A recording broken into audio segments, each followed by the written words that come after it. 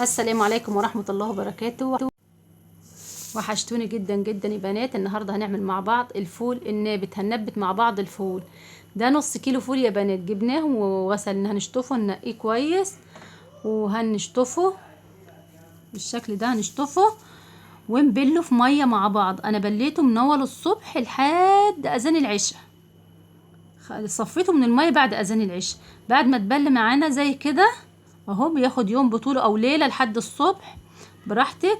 بالشكل صفيته من الميه وضغطت عليه لمده ده اول يوم ان انا بليته فيه. تاني يوم زرع زراعه بسيطه، هتشطفيه بالميه صبح وليل. الصبح تشطفيه وتصفي الميه منه كويس، وبالليل تشطفيه وتصفي منه الميه كويس اهو. وادي اليوم، يعني لسه في اليوم، احنا في اليوم التاني كده، ده اليوم التالت، ده اليوم التالت وزرع معانا زي ما حضراتكم شايفين. لو عجبكم الفيديو حطوا لايك وشير، ودمتم في رعاية الله.